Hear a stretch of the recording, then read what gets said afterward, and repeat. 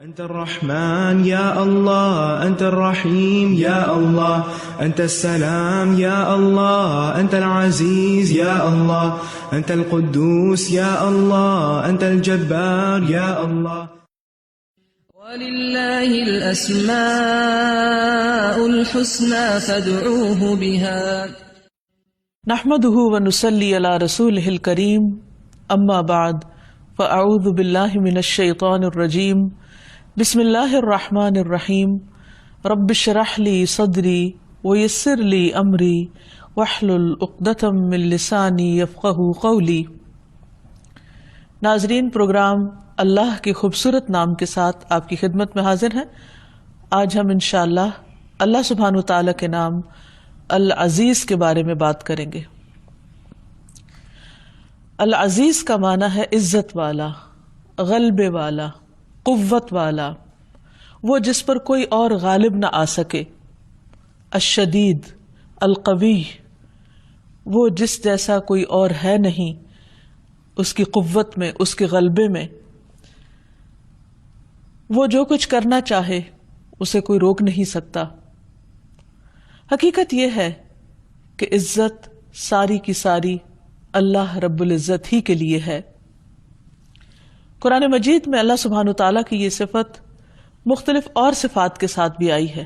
مثلا العزیز الحکیم، عزت والا، غلبے والا اور حکمت والا، یعنی اس کی قوت اور اس کا غلبہ حکمت کے ساتھ ہے. العزیز الحمید، وہ عزت والا ہے، غلبے والا ہے، لیکن اس کے ساتھ تعریف والا بھی ہے. پھر العزیز الوہاب، زبردست ہے، غلبے والا ہے اور بہت زیادہ عطا کرنے والا بھی ہے. پھر العزیز الرحیم، ایک طرف زبردست ہے اور ساتھ ہی رحم فرمانے والا بھی ہے. ایسا نہیں کہ وہ اپنی طاقت کو غلط طور پر استعمال کرے. پھر العزیز العلیم، وہ غلبے والا ہے اور علم والا ہے. العزیز الغفار، زبردست بھی ہے لیکن اس کے ساتھ ساتھ بہت زیادہ بخشش فرمانے والا بھی ہے. حقیقت یہ ہے کہ اللہ سبحانہ تعالیٰ کے لیے سارے ہی اچھے اچھے نام ہیں. ہمیں اسے ان ناموں کے ساتھ یاد رکھنا چاہیے، اسے پکارنا چاہیے. اور جہاں تک العزیز کا تعلق ہے، جس سے لفظ عزت بھی ہے، تو عزت ساری کی ساری اللہ تعالیٰ کے لیے ہے. قرآن مجید میں آتا ہے من کان یرید العزت فللہ العزت جمیعا، جو شخص عزت چاہتا ہو تو عزت ساری اللہ سبحانہ تعالیٰ کے لیے ہے. ایک اور جگہ پر آتا ہے سبحان ربک رب العزت عما یصفون، پاک ہے تیرا رب جو عزت کا رب ہے ان سب باتوں سے جو وہ بیان کرتے ہیں. یعنی اللہ سبحانہ تعالیٰ کی شان میں جو گستاخیاں وہ کرتے ہیں اس سے اللہ سبحانہ تعالیٰ کی عزت اور شان میں کوئی کمی نہیں آتی. رسول اللہ صلی اللہ علیہ وسلم نے فرمایا عزت اللہ تعالیٰ کا ازار ہے اور کبریائی اس کی چادر ہے. تو جو آدمی مجھ سے یہ صفات چھینے گا میں اسے عذاب دوں گا. یعنی کوئی شخص اگر یہ چاہے کہ وہ بڑا بن بیٹھے یا وہ عزت کی وجہ سے اللہ سبحانہ تعالیٰ کی نافرمانی کرے، یا یہ سمجھے کہ اگر وہ اللہ تعالیٰ کی فرما برداری کرے گا تو اس کی عزت میں کچھ کمی آئے گی، تو یہ چیز اللہ تعالیٰ کو ناراض کرنے والی ہے. پھر اسی طرح اللہ سبحانہ تعالیٰ خود عزت والا بھی ہے اور عزت دینے والا بھی ہے. یعنی جو لوگ اس کے فرما بردار ہوتے ہیں، اطاعت گزار ہوتے ہیں، وہی ان کو عزت بخشتا ہے. یعنی جس طرح رزق کی تقسیم وہ خود کرتا ہے، اسی طرح عزت کی تقسیم بھی وہ کرتا ہے اور عزت اسی کی طرف سے آتی ہے. اور اللہ تعالیٰ سے بڑھ کر عزت والا کوئی ہے ہی نہیں. اس لیے بندے کا کام کیا ہے، بندے کے اوپر کیا لازم ہے، اس کے اوپر کیا حق آتا ہے کہ وہ اللہ تعالیٰ کی اس صفت کو پہچانے اور اس کو عزت دینے کا حق ادا کرے. اور اس بات پر بھی یقین رکھے کہ انسانوں کو ملنے والی عزت اور ذلت اس سب کا اختیار اللہ تعالیٰ کے پاس ہے. جیسے کہ قرآن مجید میں آتا ہے قل اللہم مالک الملک تؤتی الملک من تشاء وتنزع الملک ممن تشاء وتعز من تشاء وتذل من تشاء بیدک الخیر انک علی کل شیء قدیر. آپ کہہ دیجئے کہ اے بادشاہی کے مالک، تو جسے چاہے بادشاہی دیتا ہے اور جس سے چاہتا ہے بادشاہت لے لیتا ہے، جسے چاہتا ہے عزت دیتا ہے.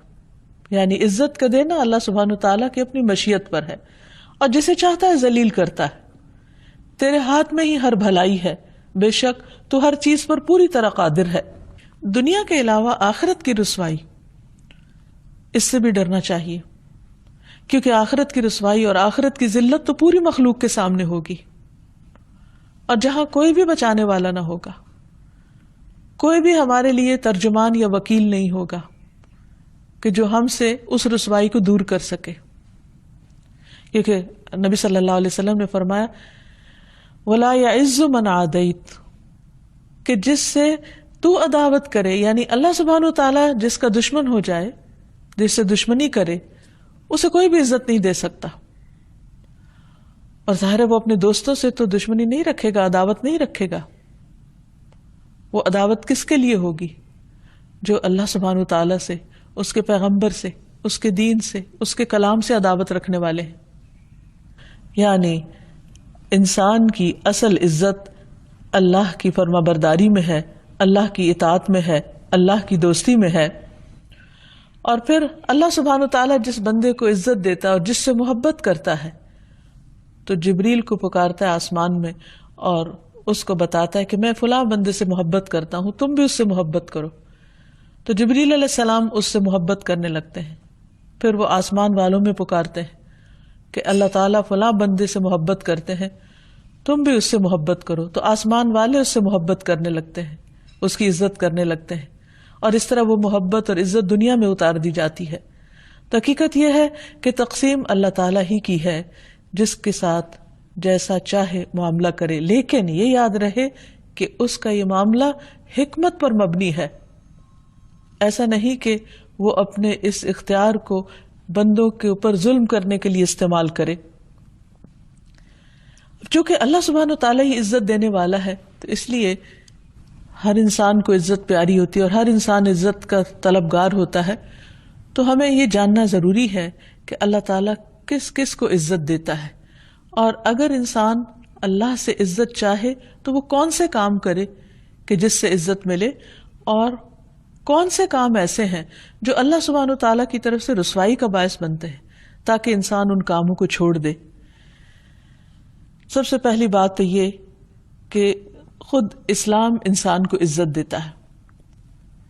رسول اللہ صلی اللہ علیہ وسلم نے فرمایا یہ دین ہر اس جگہ تک پہنچ کر رہے گا جہاں تک دن اور رات کا سلسلہ جاری ہے، یعنی اس زمین یا اس گلوب کے ہر کونے تک. اللہ کوئی بھی کچا یا پکا گھر ایسا نہیں چھوڑے گا جہاں اس دین کو داخل نہ کر دے، یعنی ہر گھر میں اس کا پیغام پہنچ جائے گا، خواہ اسے عزت کے ساتھ قبول کر لیا جائے یا اسے رد کر کے ذلت قبول کر لی جائے. عزت تو اصل میں وہ ہوگی جو اللہ اسلام کے ذریعے عطا کرے گا، یعنی اللہ کی بات کو قبول کر کے انسان کو الٹیمیٹلی عزت ملے گی، اور ذلت وہ ہوگی جو انکار کر کے حاصل ہوگی. تمیم داری کہتے ہیں کہ مجھے یہ بات اپنے گھر والوں میں نظر آ گئی کہ ان میں سے جو مسلمان ہو گیا اس سے خیر، بھلائی اور شرافت نصیب ہوئی، اور ان میں سے جس نے انکار کیا اس کے حصے میں رسوائی اور جزیہ آیا. پھر یہ ہے کہ اصل عزت اللہ کی اطاعت میں ہے، خواہ بظاہر وقتی طور پر دنیا میں لوگ اس انسان کی عزت نہ بھی کریں، لیکن حقیقت یہ ہے کہ وہ اللہ تعالیٰ کی نگاہوں میں بہت معزز اور مکرم ہوتا ہے.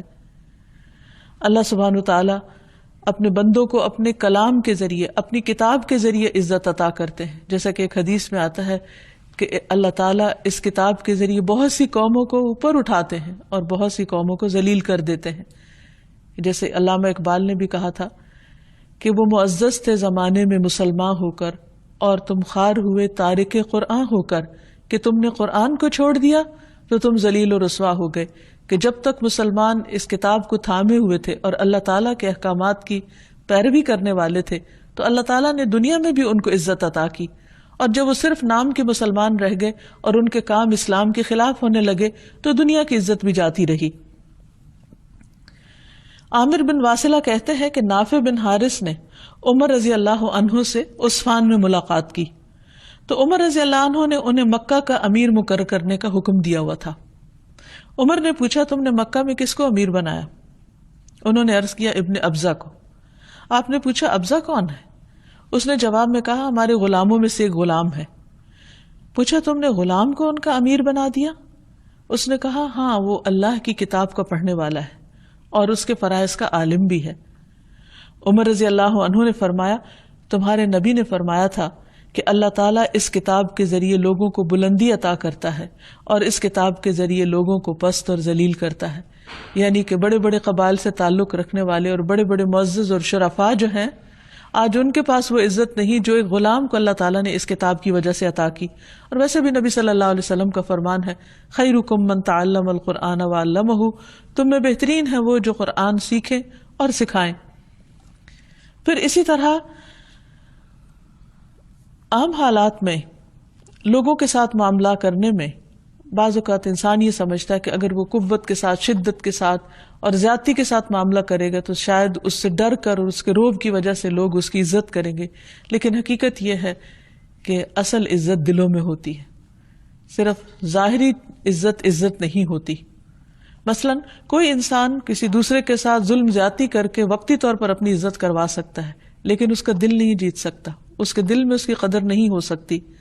اسی لیے جو شخص اللہ کی خاطر کسی کو معاف کر دیتا ہے، اللہ کی خاطر جھک جاتا ہے، اللہ تعالیٰ اس کو بلندی عطا کرتے ہیں، عزت عطا کرتے ہیں۔ رسول اللہ صلی اللہ علیہ وسلم نے فرمایا، اللہ تعالیٰ فرماتے ہیں جو شخص میرے لیے اتنا سا جھکتا ہے، اور راوی نے اپنا ہاتھ زمین کے نیچے کیا، یعنی بالکل تھوڑا سا، تو میں اسے اتنا بلند کر دیتا ہوں۔ پھر راوی نے اپنا ہاتھ آسمان کی طرف اٹھایا کہ جو شخص اللہ کی خاطر جھک جائے، یعنی اللہ کا حکم سامنے آتے ہی لبیک کہہ دے، سر تسلیم خم کر دے، سمعنا و اطعنا کر دے، اور اپنی انا اور اپنی رائے اور اپنے خیال کو پیچھے کر دے، تو اللہ سبحانہ وتعالیٰ اس کو عزت عطا کرتے ہیں۔ پھر اسی طرح اگر کبھی انسان کے ساتھ زیادتی بھی ہو رہی ہو، لیکن اس موقع پر اگر وہ صرف اللہ کی خاطر خاموش رہتا ہے اور جواباً کوئی ظلم اور زیادتی نہیں کرتا، تو ایسے شخص کو بھی اللہ تعالیٰ عزت عطا فرماتے ہیں۔ اس کے برعکس اللہ سبحانہ وتعالیٰ ان لوگوں کو ذلت عطا کرتے ہیں کہ جو اللہ تعالیٰ کی نافرمانی کرتے ہیں، جیسے کہ قرآن مجید میں آتا ہے وَلِيُخْزِيَ الْفَاسِقِينَ، تاکہ اللہ فاسقوں کو رسوا کر دے۔ پھر اسی طرح قرآن مجید میں واضح طور پر یہ بات آتی ہے کہ جو لوگ اللہ سبحانہ وتعالیٰ کی کتاب کو پورے کا پورا نہیں لیتے، یا اس پر ایمان نہیں رکھتے، یا اس کے بعض حصے کو لیتے ہیں اور بعض کا انکار کرتے ہیں، ان کے لیے بھی رسوائی ہے۔ سورۃ البقرہ میں اللہ تعالیٰ فرماتے ہیں اَفَتُؤْمِنُونَ بِبَعْضِ الْكِتَابِ وَتَكْفُرُونَ بِبَعْضٍ فَمَا جَزَاءُ مَن يَفْعَلُ ذَلِكَ مِنكُمْ إِلَّا خِزْيٌ فِي الْحَيَاةِ الدُّنْيَا وَيَوْمَ الْقِيَامَةِ يُرَدُّونَ إِلَىٰ أَشَدِّ الْعَذَابِ وَمَا اللَّهُ بِغَافِلٍ عَمَّا تَعْمَلُونَ۔ کیا تم کتاب کے بعض احکام کو مانتے ہو اور بعض کا انکار کرتے ہو؟ یعنی کچھ کو مانتے اور کچھ کو نہیں مانتے؟ بھلا جو لوگ ایسے کام کریں ان کی سزا اس کے سوا کیا ہو سکتی ہے کہ دنیا میں ذلیل و خوار ہوں اور قیامت کے دن وہ سخت عذاب کی طرف دھکیل دیے جائیں، اور جو کچھ تم کرتے ہو اللہ اس سے بے خبر نہیں ہے۔ یعنی ایک قوم جو اللہ کی کتاب کو زبان سے مانتی بھی ہے لیکن پورے کا پورا اس کو نہیں لیتی، اس میں سے صرف وہ احکامات جو پسند کے ہیں وہ لے لیتے ہیں، اور جو اپنی مرضی کے خلاف جاتے ہیں یا دنیاوی فائدے کے خلاف جاتے ہیں اس کا انکار کر دیتے ہیں، تو اللہ سبحانہ تعالیٰ کی طرف سے ان کے لیے بھی شدید وارننگ ہے کہ ایسے لوگوں کے لیے دنیا میں رسوائی ہے۔ یہ بات عام مشاہدے کی ہے کہ یہ چیز بہت زور پکڑتی جا رہی ہے کہ قرآن مجید کے معاملے میں ہمارا معاملہ بہت تساہل کا ہو گیا ہے، اس میں سے کچھ چیزیں اپنی مرضی کی لے لیتے ہیں اور کچھ چھوڑ دیتے ہیں۔ مثلا بعض لوگ نماز کی پابندی کرتے ہیں لیکن زکوٰۃ نہیں دیتے، بعض لوگ نماز اور زکوٰۃ کی پابندی کر لیتے ہیں لیکن حج کو اپنے لیے لازم نہیں سمجھتے، کچھ لوگ ہر سال حج کر لیتے ہیں لیکن آ کر نماز کے فریضے کو ادا نہیں کرتے۔ اسی طرح کچھ لوگ یہ کہتے ہیں کہ قرآن ہی ہمارے لیے کافی ہے اور وہ سنت رسول صلی اللہ علیہ وسلم کی پیروی نہیں کرتے، حالانکہ قرآن مجید میں ہی اللہ سبحانہ وتعالیٰ نبی صلی اللہ علیہ وسلم کی اطاعت کا حکم دیتے ہیں۔ وَمَن يُطِعِ الرَّسُولَ فَقَدْ أَطَاعَ اللَّهَ، جس نے رسول اللہ صلی اللہ علیہ وسلم کی اطاعت کی اس نے دراصل اللہ تعالیٰ کی اطاعت کی۔ ایک اور جگہ پر اللہ تعالیٰ فرماتے ہیں مَا آتَاكُمُ الرَّسُولُ فَخُذُوهُ، جو اللہ کے رسول تمہیں دیں اسے لے لو، وَمَا نَهَاكُمْ عَنْهُ فَانْتَهُوا، اور جس چیز سے وہ روکتے ہیں اس سے رک جاؤ۔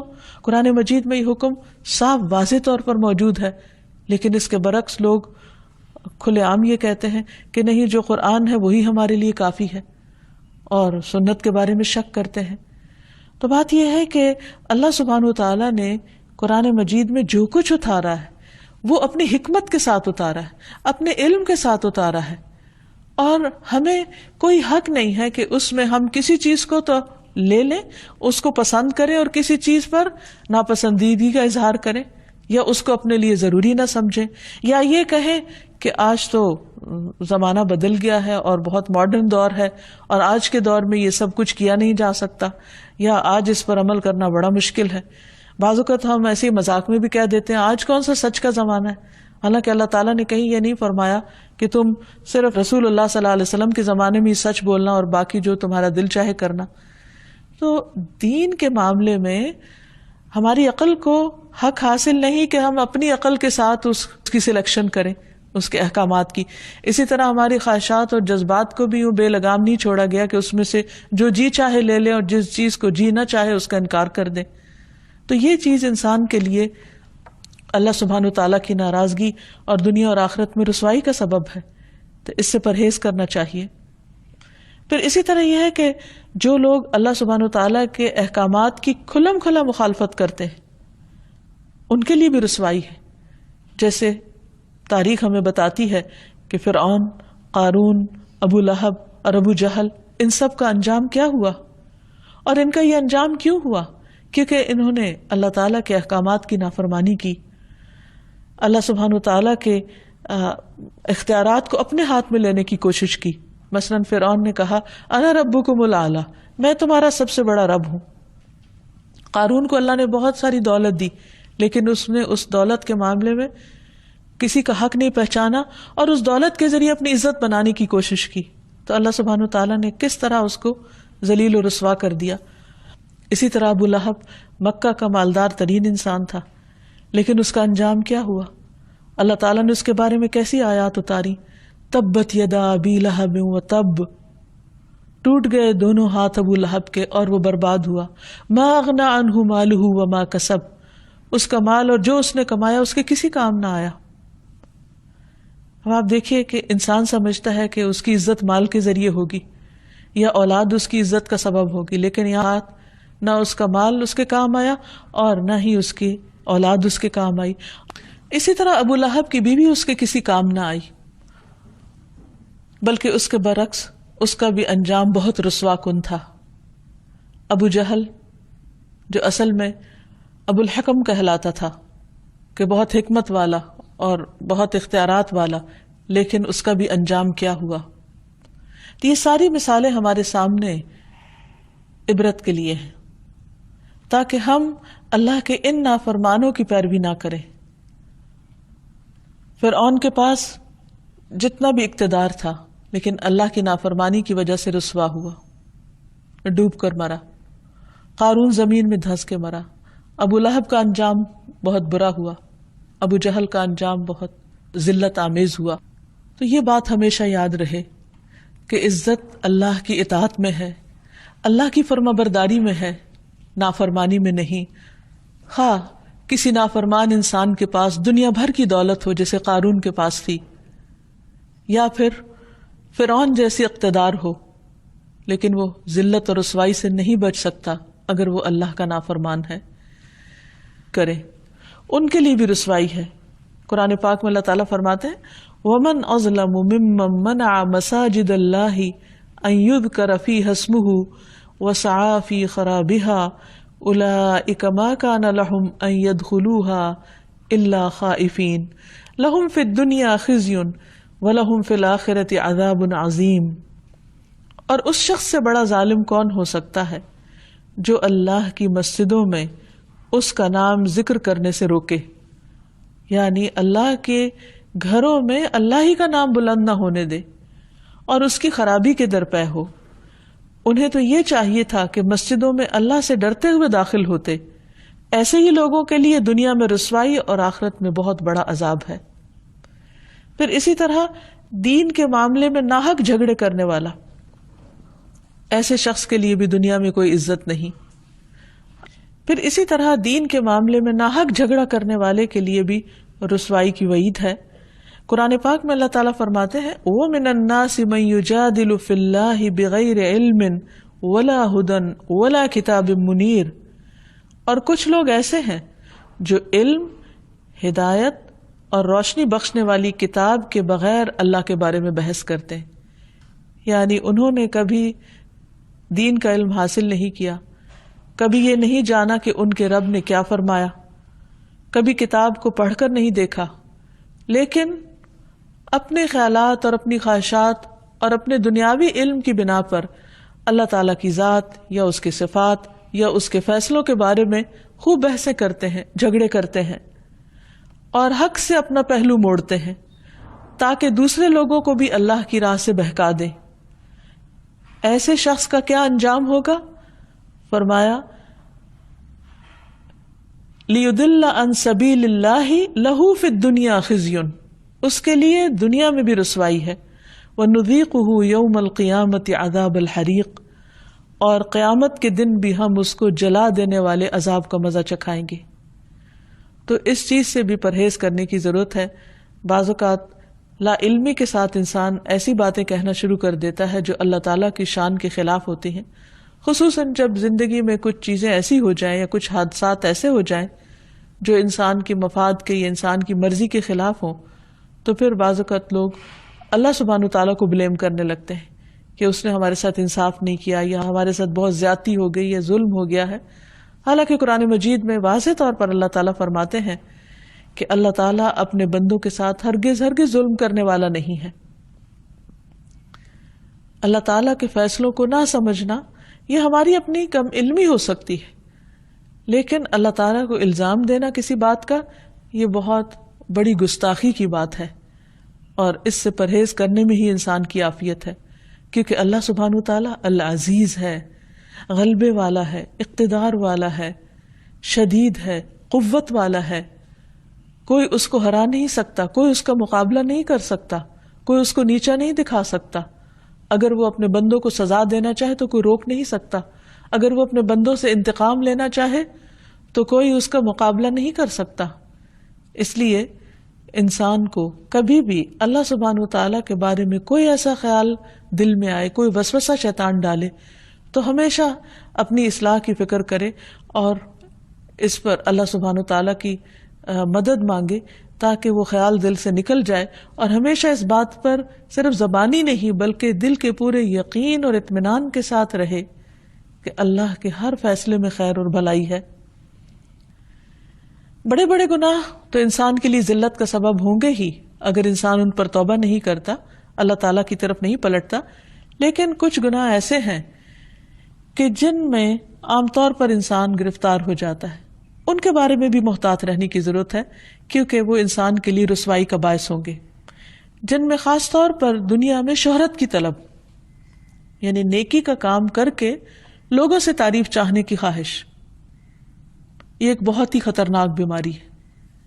رسول اللہ صلی اللہ علیہ وسلم نے فرمایا جو شخص اپنے عمل کے ذریعے لوگوں میں شہرت حاصل کرنا چاہتا ہے، مثلا اپنے صدقہ خیرات کے ذریعے یا اپنی نمازوں یا عبادت کے ذریعے یا اور کوئی فلاحی اور معاشرتی فلاح کے منصوبے بنا کر یا ان پر عمل کر کے، خدمت خلق کے کام کر کے، اگر وہ یہ چاہتا ہے کہ دنیا میں اس کا نام بلند ہو، تو اللہ تعالیٰ اس کی شہرت قیامت کے دن ساری مخلوق کو سنوائے گا. یعنی اس کے اندر کا حال، اس کی نیت کی خرابی اور اس کا دھوکہ ساری مخلوق کے سامنے عام کر دے گا، اور پھر وہ اسے ذلیل اور حقیر کر دے گا. اللہ سبحانہ و تعالی العزیز ہے، تو ہمیں اس نام کے ساتھ اس کو پکارنا بھی چاہیے. قرآن مجید میں ابراہیم علیہ السلام کی دعا کا ذکر کیا گیا ہے، ربنا وابعث فیہم رسولا منہم یتلو علیہم آیاتک ویعلمہم الکتاب والحکمت ویزکیہم انک انت العزیز الحکیم. ابراہیم علیہ السلام نے جب کعبہ کی تعمیر کر لی اور اپنے بیوی بچے کو وہاں چھوڑ کر جانے لگے تو ان کے لیے دعا کر رہے تھے کہ یا اللہ ان کی نسلوں میں ایک رسول بھیجنا جو انہی میں سے ہو، جو ان پر تیری آیات پڑھے، انہیں کتاب و حکمت سکھائے، انہیں پاک کرے، بے شک تو سب پر غالب کمال حکمت والا ہے۔ سوال یہ پیدا ہوتا ہے کہ اللہ تعالیٰ کی اس صفت کے ساتھ کیوں پکارا جائے؟ اس لیے کہ اس کا معنی ہے کہ اللہ سبحانہ وتعالیٰ غالب ہے، یعنی اس کا حکم نافذ ہو کر رہتا ہے اور اس کے حکم کو کوئی روک نہیں سکتا، کوئی منع نہیں کر سکتا۔ اس لیے پورے یقین کے ساتھ کہ اے اللہ تو سب کچھ کر سکتا ہے۔ تو آپ دیکھیے کہ ابراہیم علیہ السلام کی یہ دعا پھر تقریباً 2500 سال کے بعد قبول ہوئی، لیکن قبول ہوئی۔ کتنے بڑے ویژنری تھے ابراہیم علیہ السلام، اور کن صفات کے ساتھ اپنے رب کو پکارا، اور کس طرح اللہ تعالیٰ نے ان کی دعا قبول کر لی۔ پھر اسی طرح ایک اور جگہ پر آتا ہے ربنا وادخلهم جنات عدن التي وعدتهم ومن صلح من آبائهم وازواجهم وذرياتهم انك انت العزیز الحکیم۔ اے ہمارے رب، اور انہیں ہمیشہ رہائش والی ان جنتوں میں داخل کر جن کا تو نے ان سے وعدہ کیا ہے، اور ان کو بھی جو ان کے باپ دادوں اور ان کی بیویوں اور ان کی اولاد میں سے اس قابل ہیں، بلا شبہ تو سب پر غالب کمال حکمت والا ہے۔ یعنی اللہ سبحانہ وتعالی ہر چیز کرنے پر پوری طرح قادر ہے۔ بعض اوقات جب ہم دعا کرتے ہیں تو ہماری دعا میں اتنا یقین نہیں ہوتا، اتنی شدت نہیں ہوتی، زور نہیں ہوتا، کیونکہ ہمیں یہ ڈر ہوتا ہے کہ پتہ نہیں ہوگا یا نہیں، پتہ نہیں یہ ہو بھی سکتا ہے یا نہیں۔ لیکن انسان کو ہمیشہ یہ سوچنا چاہیے کہ جس رب کو وہ پکار رہا ہے وہ العزیز ہے، وہ سب پر غالب ہے، وہ ہر چیز کر سکتا ہے، اس کے لیے کچھ بھی مشکل نہیں۔ ہمارا کام ہے اس کو پکارنا، اور شدت سے پکارنا، اور یقین کے ساتھ پکارنا، اور اللہ کی عزت کے وسیلے سے اس کو پکارنا۔ عثمان بن ابی عاص کہتے ہیں کہ وہ نبی صلی اللہ علیہ وسلم کے پاس حاضر ہوئے۔ وہ کہتے ہیں کہ مجھے اتنی تکلیف تھی کہ قریب تھا کہ مجھے ہلاک کر دیتی، یعنی اتنی شدید درد تھی۔ تو رسول اللہ صلی اللہ علیہ وسلم نے فرمایا کہ درد کی جگہ پر ہاتھ رکھو، اپنا دایاں ہاتھ رکھو، اور 7 مرتبہ یہ دعا پڑھو، اعوذ بعزت اللہ وقدرتہ من شر ما اجد واحاذر۔ میں پناہ مانگتا ہوں اللہ کی عزت کی اور اس کی قدرت کی، یعنی یہاں بھی اللہ سبحانہ وتعالیٰ کی اس صفت کے ساتھ دعا کی جا رہی ہے کہ میں اللہ کی عزت کی پناہ لیتا ہوں اور اس کی قدرت کی پناہ لیتا ہوں اس شر سے جو میں محسوس کر رہا ہوں، یا اس تکلیف یا اس درد سے۔ تو وہ کہتے ہیں کہ میں نے اسی طرح کیا تو اللہ تعالیٰ نے میری تکلیف فوراً دور کر دی۔ اس کے بعد سے میں ہمیشہ اپنے اہل و عیال اور دوسروں کو اس چیز کا حکم دیتا ہوں۔ یعنی بعض دعائیں اتنی تاثیر والی ہوتی ہیں، اور بعض اوقات اللہ تعالیٰ کو اس کی کسی خاص صفت کے ساتھ پکارنا اتنا کارگر ہوتا ہے کہ وہ دعا فوراً قبول ہو جاتی ہے۔ پھر اسی طرح رسول اللہ صلی اللہ علیہ وسلم رات کو یہ دعا کیا کرتے تھے، اعوذ بعزتک الذی لا الہ الا انت الذی لا يموت والجن والانس یموتون۔ میں تیری عزت کی پناہ میں آتا ہوں، تیرے علاوہ کوئی معبود نہیں، وہ ذات کے جس پر موت نہیں آ سکتی، اور تمام جن و انس مر جائیں گے۔ آپ بھی آزما کر دیکھیے، اگر کسی وقت دل پر کوئی بوجھ ہو، خوف محسوس ہو رہا ہو، تو فوراً اپنے آپ کو اللہ سبحانہ وتعالیٰ کی عزت کی پناہ میں دیں، اور وہ آپ کے لیے کافی ہو جائے گا۔ پھر اسی طرح ابن عباس سے روایت ہے، حضرت عباس رسول اللہ صلی اللہ علیہ وسلم کے چچا ہیں، ان کے بیٹے عبداللہ بن عباس جو مفسر قرآن ہیں، جن کے لیے نبی صلی اللہ علیہ وسلم نے خاص دعا کی تھی، تو انہوں نے یہ حدیث روایت کی کہ رسول اللہ صلی اللہ علیہ وسلم یہ دعا مانگا کرتے تھے، اللہم لک اسلمت وبک آمنت وعلیک توکلت والیک انبت وبک خاصمت اللہم انی اعوذ بعزتک لا الہ الا انت ان تضلنی انت الحی الذی لا یموت والجن والانس یموتون۔ اللہ، میں نے تیری فرما برداری کی، تیری بات مانی، تجھ پر ایمان لایا، تجھ پر توکل کیا، تیری ہی طرف رجوع کیا، اور تیری ہی مدد سے لڑا۔ اے اللہ، میں تیری عزت کے ذریعے اس بات سے پناہ مانگتا ہوں کہ تو مجھے گمراہ کر دے۔ تیرے سوا کوئی معبود نہیں، تو زندہ ہے جسے موت نہیں، اور جن و انس سب مر جائیں گے۔ تو یہ بھی ایک بہت ہی زبردست دعا ہے کہ جس میں اللہ تعالیٰ کی عزت کا واسطہ دیا گیا ہے، اور اس میں جس چیز سے بچنے کی دعا ہے وہ یہ کہ اللہ تو مجھے بھٹکانا نہیں، یعنی مجھے سیدھا راستہ دکھانے کے بعد اس سے پھیرنا نہیں۔ پھر اسی طرح بعض اوقات انسان کے اوپر ایسے حالات آتے ہیں کہ اس کی عزت خطرے میں پڑ جاتی ہے، اسے دشمنوں کا خوف ستاتا ہے اور اس کے لیے پریشانی بہت بڑھ جاتی ہے۔ ایسے میں بھی نبی صلی اللہ علیہ وسلم نے ہمیں ایک بہت خوبصورت دعا سکھائی ہے۔ ابن عباس ہی سے روایت ہے، انہوں نے کہا کہ جب تم کسی ظالم سلطان کے پاس آؤ اور تمہیں یہ خوف ہو کہ وہ تم پر غالب آ جائے گا تو یہ دعا 3 بار پڑھو: اللہ اکبر، اللہ اعز من خلقہ جمیعا، اللہ اعز مما اخاف واحذر، اعوذ باللہ الذی لا الہ الا هو الممسک السماوات السبع ان یقعن علی الارض الا باذنہ، من شر عبدک فلان وجنودہ واتباعہ واشیاعہ من الجن والانس، اللہم کن لی جارا من شرہم، جل ثناؤک وعز جارک وتبارک اسمک ولا الہ غیرک۔ اللہ سب سے بڑا ہے، اللہ اپنی تمام مخلوق پر غالب ہے، یعنی جتنے بھی بڑے بڑے ٹائرنٹس ہیں اللہ تعالیٰ ان پر بھی پوری قدرت اور پورا قابو رکھتا ہے۔ اللہ ان چیزوں سے کہیں زیادہ طاقتور ہے جن سے میں خوف کر رہا ہوں، جس سے میں ڈر رہا ہوں، اللہ تعالیٰ اس سے زیادہ طاقتور ہے جس کی میں پناہ لے رہا ہوں، اور میں اللہ کی پناہ میں آتا ہوں جس کے سوا کوئی معبود نہیں، 7 آسمانوں کو تھامنے والا، یعنی اللہ کی قوت کا اندازہ کیجئے کہ 7 آسمانوں کا تھامنے والا ہے کہ وہ زمین پر نہ گر جائیں مگر اس کی اجازت سے۔ تو اے اللہ جو اتنی طاقت، قدرت، ہیبت، جبروت والا ہے، میں تیری پناہ میں آتا ہوں۔ اے اللہ ان کے شر سے، فلاں بندے کے شر سے اور اس کے لشکروں اور اس کے پیروکاروں اور جنوں اور انسانوں میں سے اس کے ساتھیوں کے شر سے اے اللہ تو مجھے پناہ دے۔ اے اللہ ان کے شر سے میرے لیے پناہ بن جا۔ تیری تعریف بڑی شان والی ہے، تیری پناہ بہت مضبوط ہے، تیرا نام بہت بابرکت ہے اور تیرے سوا کوئی معبود نہیں۔ تو جو انسان بھی لوگوں کے خوف اور غلبے اور ان کے ظلم سے ڈرتا ہو تو اسے ان سے ڈرنے کی بجائے اللہ سبحانہ وتعالیٰ کی پناہ لینی چاہیے، کیونکہ اللہ سبحانہ وتعالیٰ اپنے بندوں کی حفاظت کرنے والا ہے اور ان کو ان طریقوں سے مدد دینے والا ہے جن کے بارے میں کوئی انسان سوچ بھی نہیں سکتا۔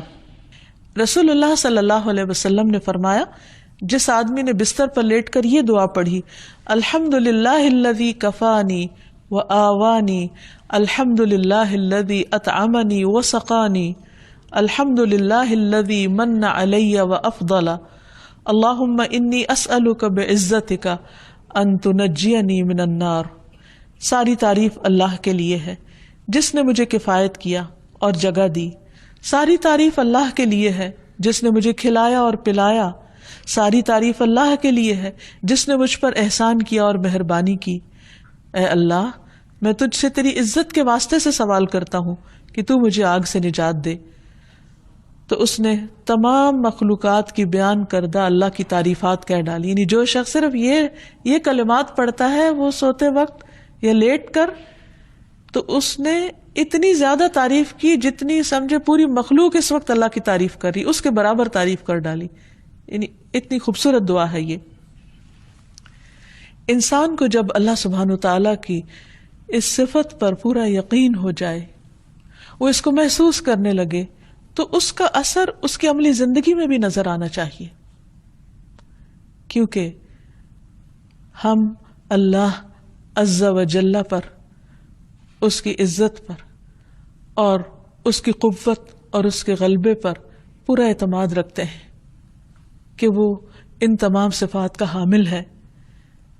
اس لیے چونکہ ہم اس کے بندے ہیں، اس پر ایمان لائے ہیں، تو ہمارا رویہ بھی پھر اس صفت کے تحت تبدیل ہونا چاہیے سب سے پہلی چیز جو ہمارے اندر آنی چاہیے وہ یہ کہ ہمارا اس بات پر پکا ایمان اور یقین ہو کہ عزت ساری کی ساری اللہ کے پاس ہے، وہ جس کو جتنی چاہے عطا کر دے.